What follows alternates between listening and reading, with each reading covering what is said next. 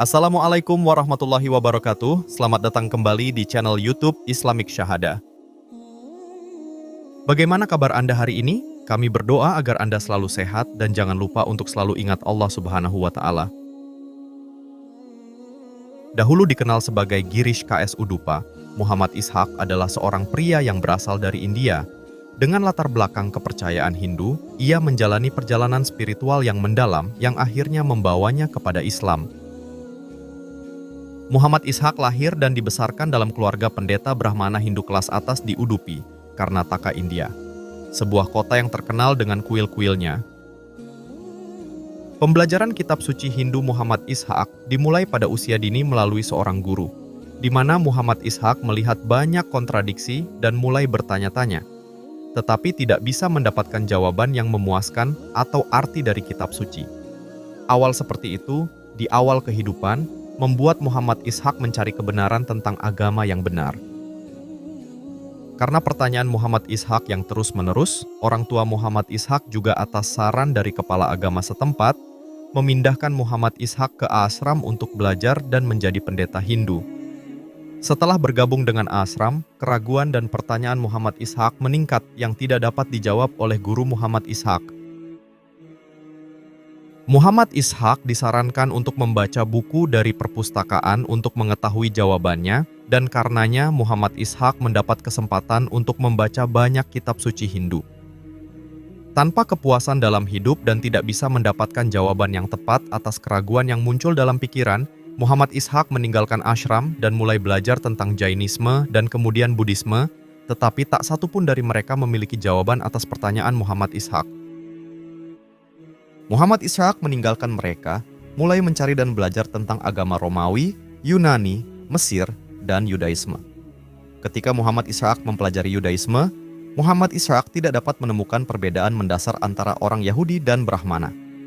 Saat mempelajari Yudaisme, Muhammad Ishaq menjadi tahu tentang Yesus dan mulai membaca Alkitab, berpikir bahwa kekristenan harus menjadi agama yang sempurna, dan berharap mendapatkan jawaban atas semua pertanyaan Muhammad Ishaq. Setelah membaca Alkitab lebih dari 34 kali dan mengunjungi gereja, Muhammad Ishaq mengembangkan banyak keraguan tentang metode pengajaran yang kontradiktif di berbagai gereja. Saat menemukan kontradiksi dalam Alkitab itu sendiri, Muhammad Ishaq pergi ke pendeta. Pendeta tersebut menyarankan Muhammad Ishaq untuk dibaptis agar Muhammad Ishaq dapat melihat Roh Kudus yang akan menghapus semua keraguan Muhammad Ishaq. Suatu hari yang cerah, Muhammad Ishaq mempersiapkan diri untuk dibaptis, di mana pendeta mencelupkan Muhammad Ishaq 3 kali, dan ketika saya keluar dari air, Muhammad Ishaq melihat ke atas untuk melihat Roh Kudus, tetapi Muhammad Ishaq tidak dapat melihat apapun. Muhammad Ishaq pergi ke gereja yang berbeda dan mengajukan pertanyaan yang sama. Bahkan mereka membaptis Muhammad Ishaq, tetapi Muhammad Ishaq tidak dapat menemukan Roh Kudus dimanapun, seperti yang dijanjikan. Ketika Muhammad Ishaq menanyakannya secara terbuka, mereka diam, tetapi salah satu anggota gereja menyarankan Muhammad Ishaq untuk pergi ke gereja lain di mana orang biasa berbicara dengan Roh Kudus. Ketika Muhammad Ishaq pergi ke sana dan meminta Roh Kudus, mereka berjanji bahwa Muhammad Ishaq akan menerimanya pada hari Minggu berikutnya. Muhammad Ishaq sangat senang dan pergi ke gereja mengenakan pakaian bagus dengan puasa 1 hari sesuai instruksi mereka. Pendeta itu mendekati Muhammad Ishaq dan mendorong kepala Muhammad Ishaq ke dalam air begitu keras hingga terasa menyakitkan. Dia berulang kali bertanya kepada Muhammad Ishaq, apakah Muhammad Ishaq dapat melihat Roh Kudus, yang Muhammad Ishaq jawab dengan negatif, tidak. Pendeta kemudian berkata bahwa Muhammad Ishaq memiliki roh setan di dalam diri Muhammad Ishaq, yang pertama-tama akan disingkirkan, dan kemudian memenuhi Muhammad Ishaq dengan Roh Kudus.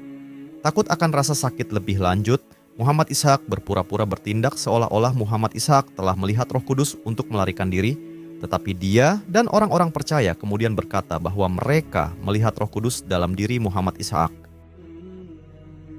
Saya menyadari bahwa seluruh kelompok bertindak dengan dirinya, dan saya menyadari bahwa mereka adalah orang-orang palsu dari Roh Kudus palsu. Hal ini menyebabkan saya kehilangan semua minat dalam kekristenan, kata Muhammad Ishaq.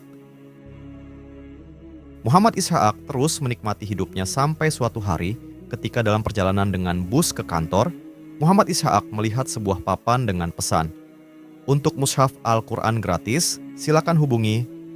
Sebuah pemikiran muncul di benak Muhammad Ishaq, bahwa ini mungkin buku lain seperti Alkitab. Namun, Muhammad Ishaq memutuskan untuk menelepon mereka agar mendapatkan mushaf Al-Quran. Dengan tujuan Muhammad Ishaq dapat membaca Al-Quran untuk menemukan kesalahan dan mengolok-olok Muslim. Muhammad Ishaq akhirnya mendapatkan salinan Al-Quran setelah harus menelepon 3 kali dalam 9 bulan. Ketiga kalinya Muhammad Ishaq sedikit lebih marah dan akhirnya Al-Quran sampai kepada Muhammad Ishaq. Alhamdulillah. Muhammad Ishaq mulai membaca Al-Quran dengan niat untuk mencari kesalahan di dalamnya. Tetapi secara menakjubkan mulai mendapatkan jawaban atas pertanyaan Muhammad Ishaq satu persatu. Seolah-olah Al-Quran menjawab dan menghapus semua keraguan Muhammad Ishaq. Meskipun Muhammad Ishaq memutuskan untuk membaca setidaknya 4 halaman setiap hari dan menyelesaikannya dengan cepat, tetapi yang mengejutkan dalam hidup Muhammad Ishaq hampir tidak bisa membaca lebih dari setengah halaman setiap hari. Ketika Muhammad Ishaq pindah, Muhammad Ishaq mulai mendapatkan jawaban atas semua pertanyaannya. Mengapa saya di sini, di muka bumi? Mengapa saya diciptakan? Apa tujuan hidup? Dan dengan rahmat Allah Subhanahu wa Ta'ala, Muhammad Ishaq semakin dekat dengan Al-Quran dan penciptanya. Saudara yang memberikan Al-Quran menelepon dan bertanya apakah Muhammad Ishaq sedang membaca Al-Quran. Suatu hari dia meminta Muhammad Ishaq untuk melakukan sholat bersamanya dan Muhammad Ishaq menolak. Namun, kami mulai sering bertemu untuk membahas tentang Islam. Suatu hari saat minum, dia menyebutkan bahwa jika dia meninggal sekarang, sebelum sepenuhnya meminum jus, dia mungkin masuk surga karena dia seorang muslim, karena dia mencoba mengikuti perintah Allah Subhanahu wa Ta'ala. Tapi apa yang akan Muhammad Ishaq lakukan jika dirinya mati sebelum dirinya menghabiskan jusnya?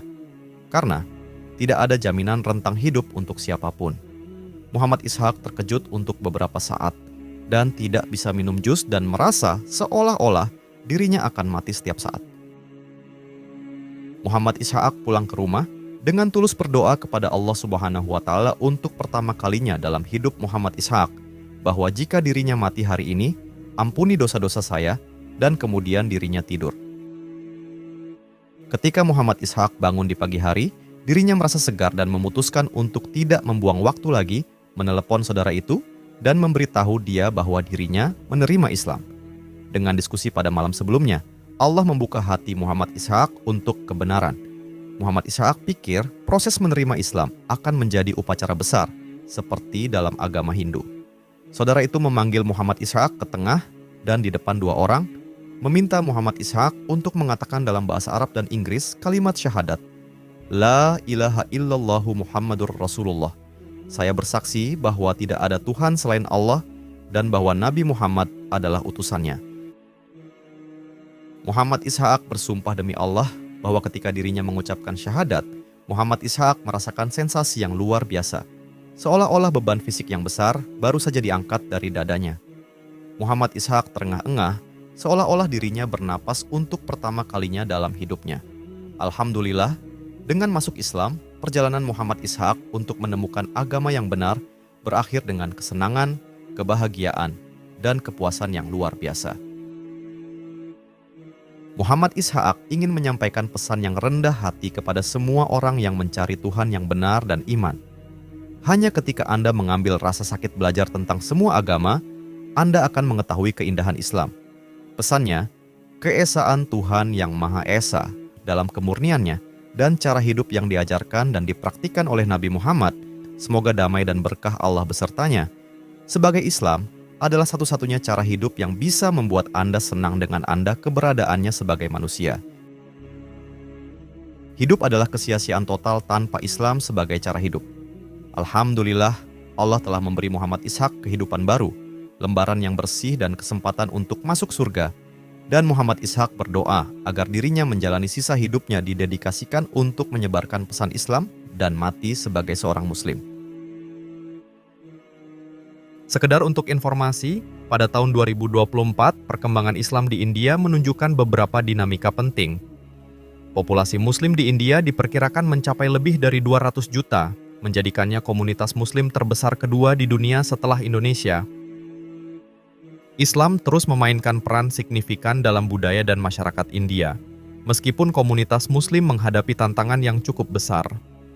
Sejumlah organisasi dan tokoh Muslim aktif dalam bidang pendidikan, sosial, dan politik berusaha meningkatkan kesejahteraan dan hak-hak komunitas mereka. Namun, ketegangan komunal dan diskriminasi masih menjadi isu yang sering dihadapi Muslim India. Di wilayah-wilayah tertentu seperti Jammu dan Kashmir, Assam, Kerala, dan Benggala Barat, komunitas Muslim memiliki pengaruh besar. Dalam konteks politik, Muslim di India seringkali menjadi kunci dalam pemilu, meskipun mereka sering merasa terpinggirkan dalam kebijakan pemerintah pusat dan beberapa negara bagian. Secara keseluruhan, meski menghadapi tantangan, komunitas Muslim di India tetap mempertahankan identitas dan kontribusi mereka dalam berbagai bidang kehidupan, dari budaya hingga ekonomi, serta terus berusaha untuk meningkatkan integrasi dan harmoni dalam masyarakat multikultural India. Sekian dulu video ini, terima kasih telah menonton sampai akhir. Sampai jumpa di video berikutnya. Wassalamualaikum warahmatullahi wabarakatuh.